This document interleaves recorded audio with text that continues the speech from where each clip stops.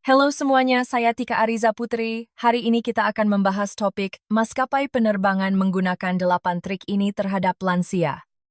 Tahun lalu, maskapai penerbangan menghasilkan 2,3 miliar dolar dari biaya tersembunyi yang menargetkan penumpang di atas 60 tahun.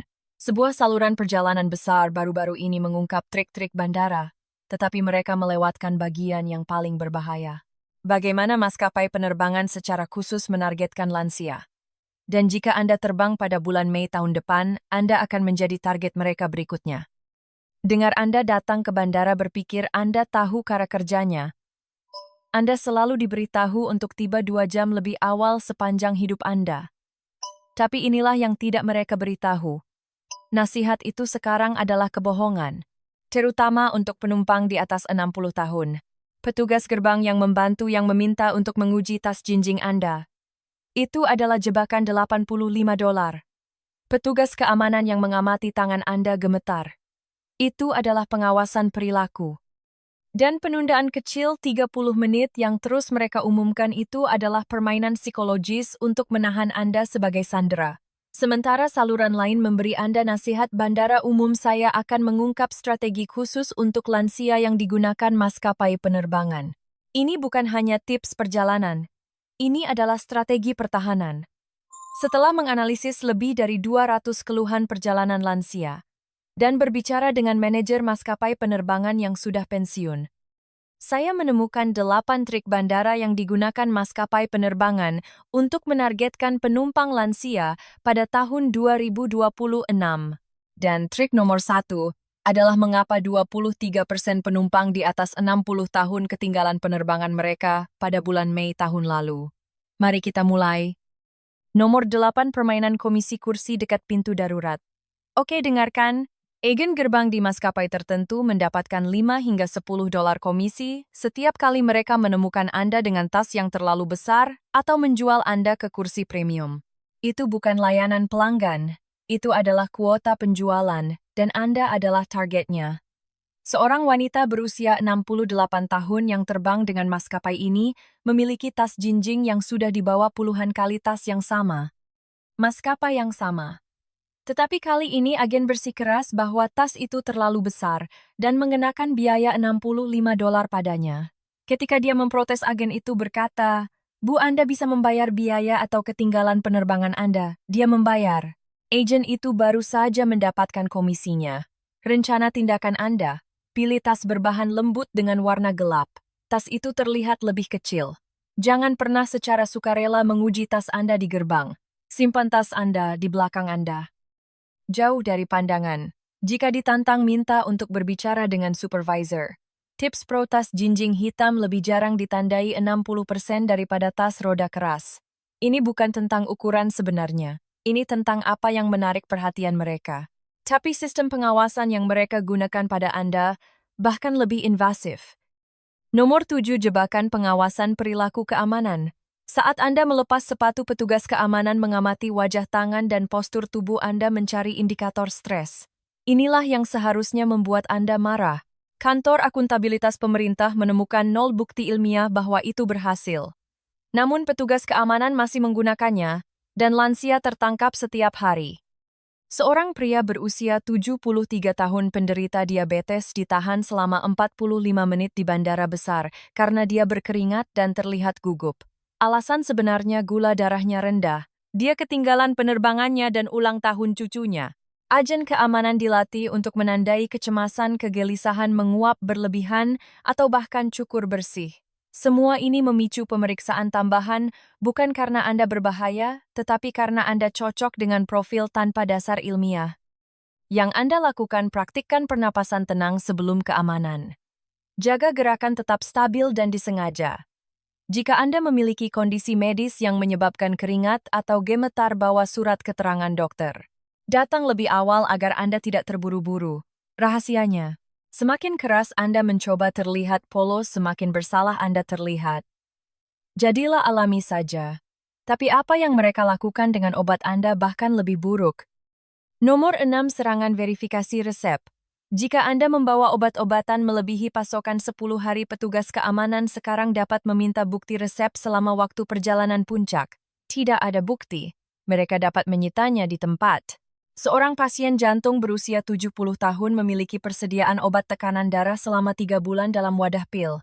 Petugas keamanan menandainya, meminta bukti dan ketika dia tidak dapat memberikan botol aslinya. Mereka menahannya selama 2 jam sambil menelepon apoteknya. 2 jam untuk obat yang membuatnya tetap hidup. Rencana darurat Anda. Simpan semua obat dalam wadah apotek asli. Bawa surat dokter cetak yang mencantumkan semua resep. Sertakan informasi kontak dokter Anda. Untuk insulin bawa dokumen resep. Deklarasikan obat sebelum pemeriksaan. Frasa ajaib. Saya bepergian dengan obat resep dan ingin mendeklarasikannya sebelum pemeriksaan. Tips Pro. Ambil foto semua label resep sebelum meninggalkan rumah. Bukti digital telah menyelamatkan banyak penumpang dan trik berikutnya ini merugikan lansia lebih banyak uang daripada semua yang lain digabungkan. Nomor 5 jebakan pemeriksaan tas sukarela. Trik ini merugikan lansia $4,2 juta per hari di semua bandara di Indonesia. Dan itu terjadi begitu cepat sehingga Anda tidak menyadari Anda telah dipermainkan. Anda berada di gerbang. Kotak ukuran ada di sana. Rasa ingin tahu membuat Anda memasukkan tas Anda hanya untuk memeriksa. Dan saat itulah mata agen gerbang mengunci Anda. Itu adalah kesalahan besar. Saat Anda secara sukarela menguji tas Anda telah memberi mereka wewenang hukum untuk mengatakan, maaf tidak muat. Bahkan jika itu setengah inci lebih itu adalah denda 60 hingga $100 yang tidak dapat Anda bantah. Seorang wanita berusia 69 tahun yang terbang dengan maskapai ini menguji tas jinjingnya hanya untuk aman.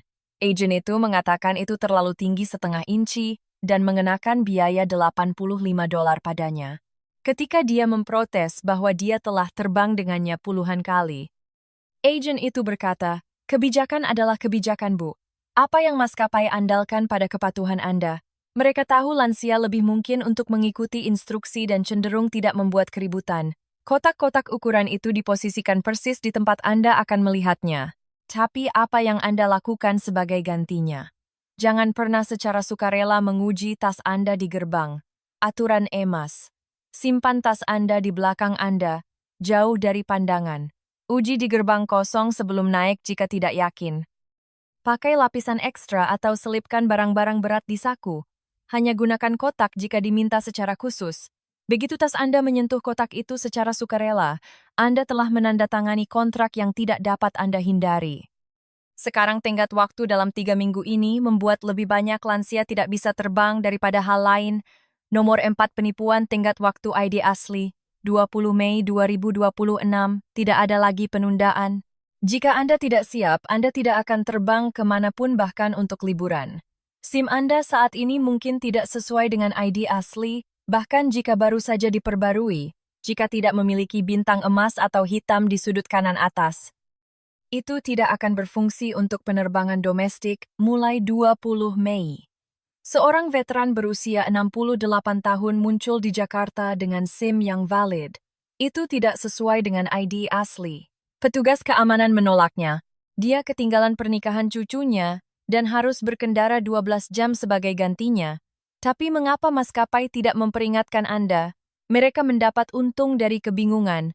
Biaya pemesanan ulang, biaya perubahan pembelian menit terakhir semuanya bertambah. Rencana darurat Anda.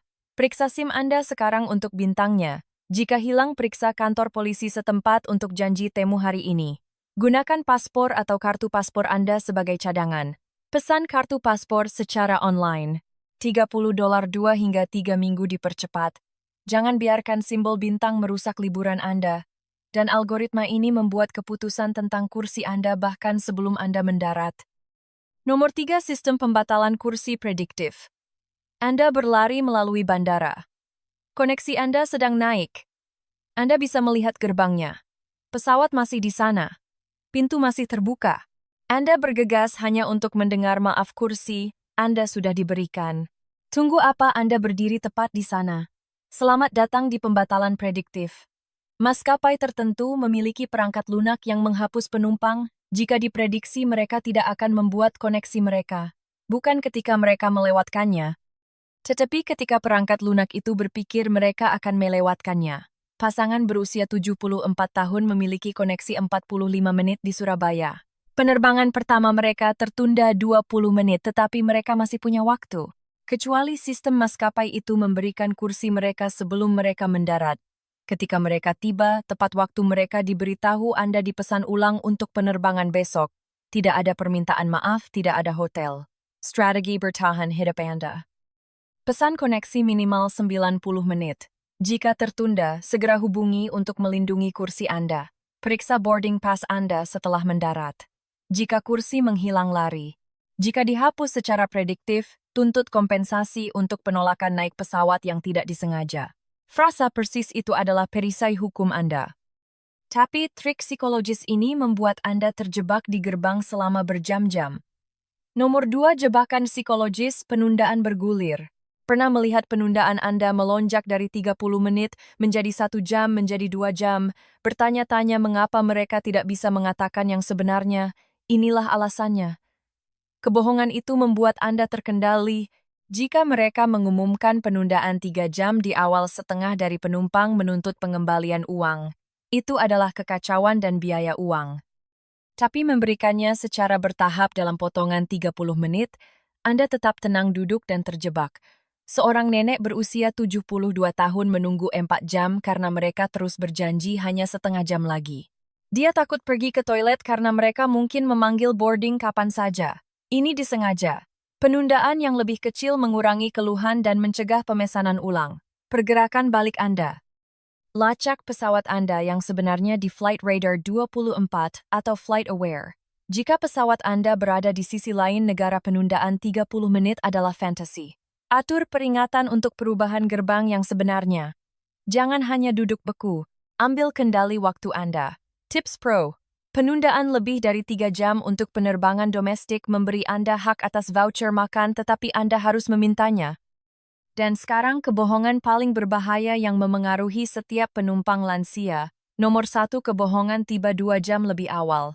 Nasihat tiba 2 jam lebih awal sudah ketinggalan zaman, berbahaya dan merugikan lansia ribuan dolar dalam biaya pemesanan ulang. Maskapai mengatakan 2 jam untuk penerbangan domestik.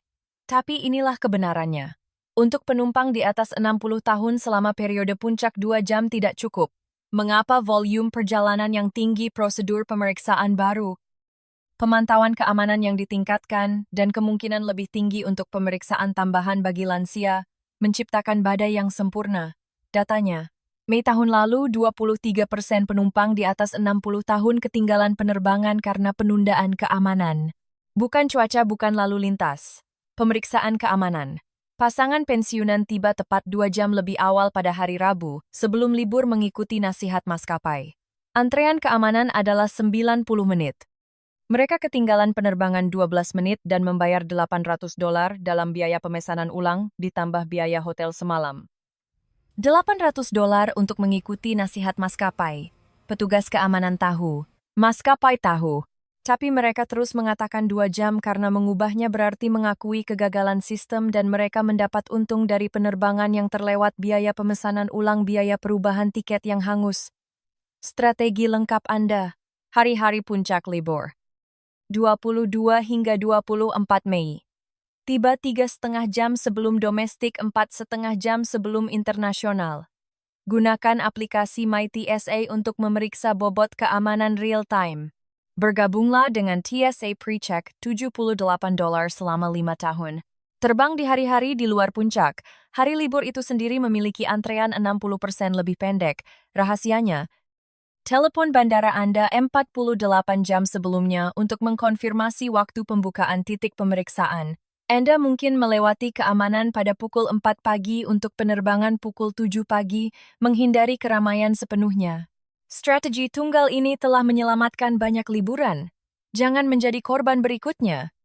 Tapi trik-trik bandara ini hanyalah permulaan. Apa yang terjadi setelah Anda naik bahkan lebih diperhitungkan. Maskapai penerbangan memiliki algoritma penugasan kursi rahasia yang menentukan apakah Anda mendapatkan kursi terburuk atau peningkatan gratis. Bulan lalu seorang wanita berusia 68 tahun menggunakan sistem ini untuk mendapatkan peningkatan di 4 dari 5 penerbangan tanpa membayar sepeser pun. Di video Tika Ariza Puteri berikutnya, saya akan mengungkap bagaimana algoritma ini bekerja kursi mana yang tidak boleh dipesan, dan satu frasa yang memicu peningkatan otomatis. Jadi tontonlah sebelum Anda memesan penerbangan berikutnya. Ini bisa menghemat ribuan dolar. Saya akan bertemu Anda di sana. Terima kasih telah menonton. Jangan lupa untuk subscribe channel Tika Ariza Puteri untuk tips perjalanan lainnya.